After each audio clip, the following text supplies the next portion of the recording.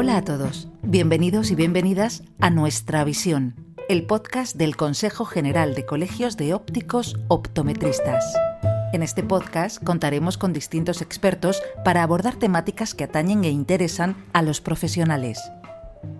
Hoy, en el primer episodio, hablaremos de radiación solar y para ello contamos con Raimundo Jiménez Rodríguez. Bienvenido. Hola, buenas tardes. Raimundo Jiménez es licenciado en Biología, diplomado en Óptica y Optometría y doctor en Ciencias Físicas por la Universidad de Granada, universidad de la que es catedrático en el Departamento de Óptica. Señor Jiménez, ¿por qué es necesario protegerse de la radiación solar? Bueno, en principio quisiera aclarar que la radiación solar es la energía emitida por el Sol a través de ondas electromagnéticas y estas interactúan con la materia de forma ionizante y no ionizante. ¿Qué quiere decir esto?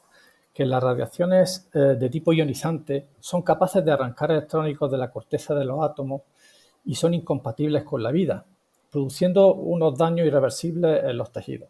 Son radiaciones del tipo rayos X, gamma, por debajo de los 100 nanómetros y que apenas consiguen penetrar en la atmósfera. Por el contrario, tenemos la otra tipo de radiaciones no ionizantes que sí que llegan a nuestro planeta en forma de radiación ultravioleta, radiación visible y radiación infrarroja. Pues bien, de todas estas radiaciones no ionizantes, la radiación ultravioleta, que es la que va desde los 100 a los 400 nanómetros, es la que más energía transfiere y es absorbida por las moléculas y por tanto es la más dañina para las estructuras biológicas.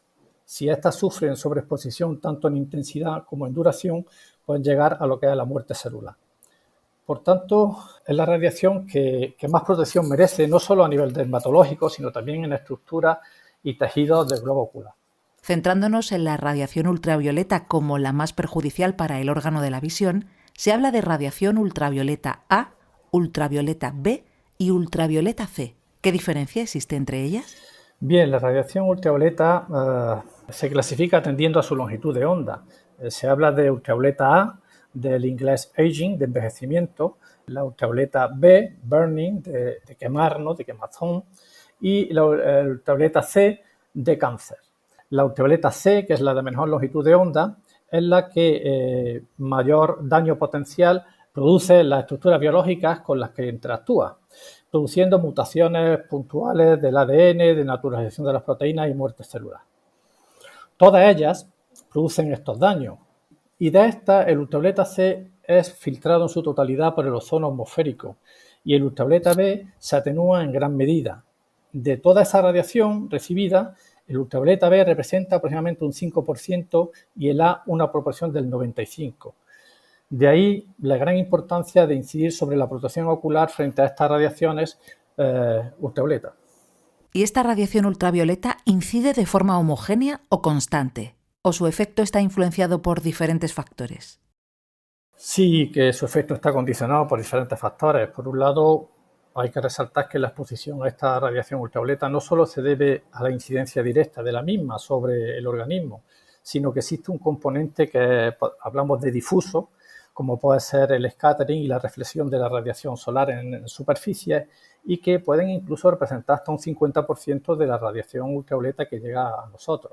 Por tanto, podemos decir que su mayor efecto se dará en medios atmosféricos menos limpios, en superficies más reflectantes, como puede ser la nieve, o mayores altitudes y en menores latitudes. Y quisiera resaltar que incluso en los días nublados, con nubes altas, el índice ultravioleta solo se atenúa ligeramente y es solamente en situaciones de lluvia, niebla o cuando las nubes están bajas, cuando realmente se reduce significativamente esa exposición a esa radiación ultravioleta. Usted es coordinador de la Vocalía de Óptica Oftálmica y Protección Solar del Consejo General de Colegios de Ópticos Optometristas de España.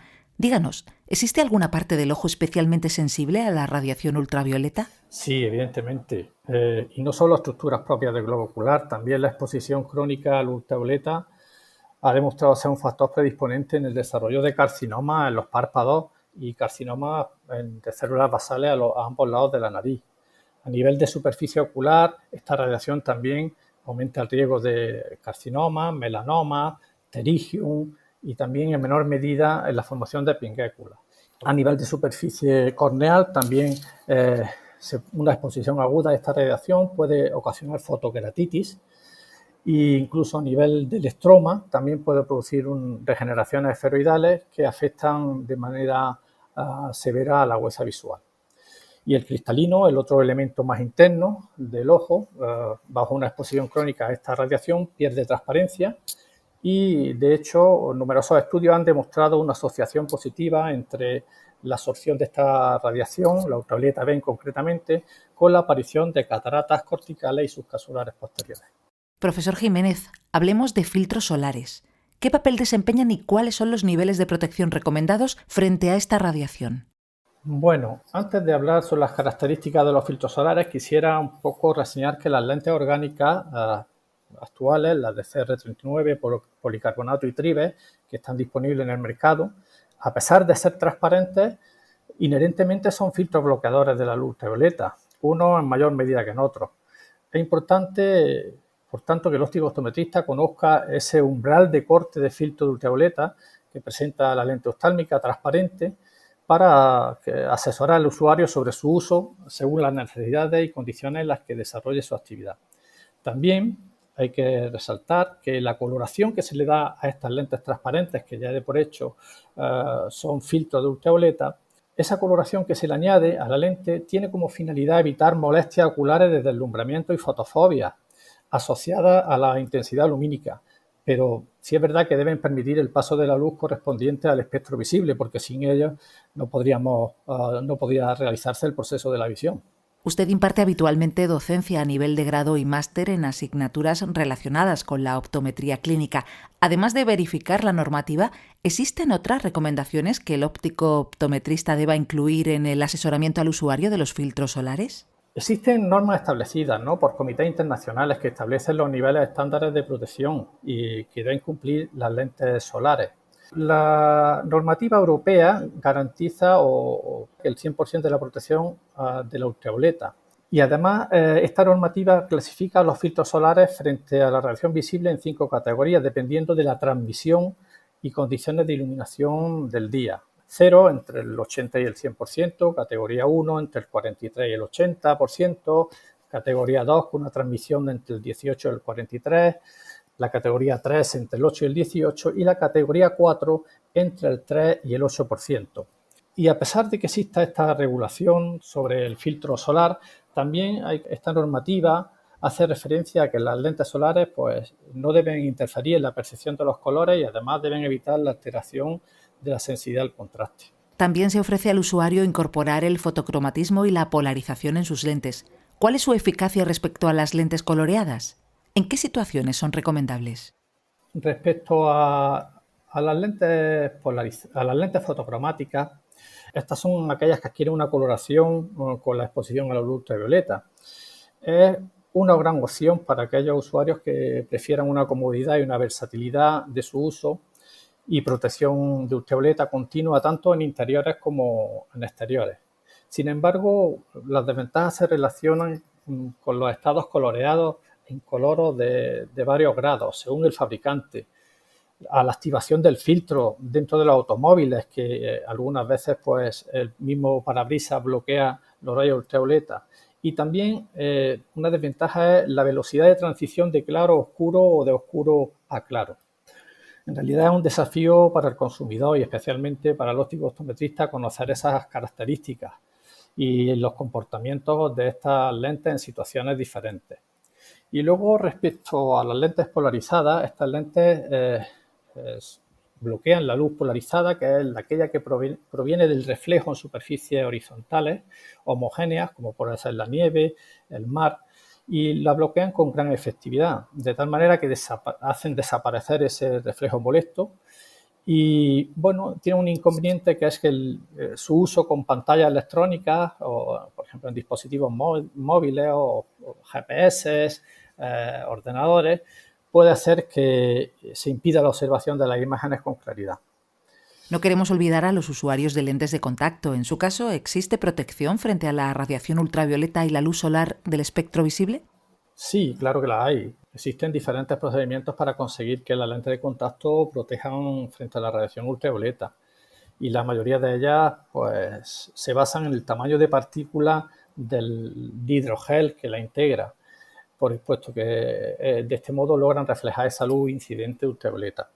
Cuando el tamaño de la partícula grande presenta una menor transmitancia de la radiación y por tanto bloquean mejor el ultravioleta. Basándose en las características, pues existen unas normas establecidas. El Instituto Nacional Estadounidense de Estandarización establece 2 tipos de lentes de contacto: lentes de clase 1, que son capaces de bloquear el 90% de la ultravioleta A y el 99% de la B, y las lentes de clase 2, que bloquean el 70% de la luz ultravioleta A y el 90% de la B. Es fácil deducir que las lentes de clase 1 se deben utilizar en entornos de alta exposición, como podrían ser los parajes de montaña o playas. Pero también hay que considerar que las lentes de contacto con filtro ultravioleta son capaces de proteger la córnea, el humor acuoso y el cristalino de esos procesos patológicos inducidos por la radiación, pero no son capaces de proteger superficies expuestas como la conjuntiva o los párpados, por lo que el uso de gafas de sol se debería combinar con el uso de las lentes de contacto. Raimundo Jiménez es miembro de la Junta de Gobierno de la Sociedad Española de Optometría y, a su juicio, ¿qué papel tiene el óptico optometrista en la protección ocular frente a las radiaciones solares? Bueno, el papel del óptico optometrista debe ser primordial en la educación de la población en el uso de lentes protectoras frente a la radiación solar, y debe poner especial énfasis en la población pediátrica y en que sus efectos nocivos son acumulativos y dependen de las condiciones y hábitos de cada usuario. Para ello, el óptico optometrista debe conocer exhaustivamente lo que son las características protectoras del producto oftálmico que está ofreciendo y transmitir esta información al usuario. De esta manera, los establecimientos de óptica son los únicos centros de carácter sanitario capaces de realizar esta labor de asesoramiento, prevención y promoción de la salud visual. Y aunque la gafa de sol es considerada como equipamiento de protección individual, cuando es graduada es considerada como un producto sanitario y a todos los efectos debe representar un producto que sea customizado y sobre todo para la prevención.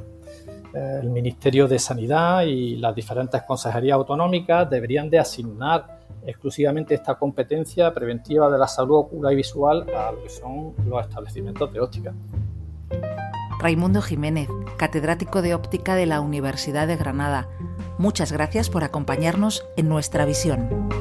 Muchas gracias a ustedes.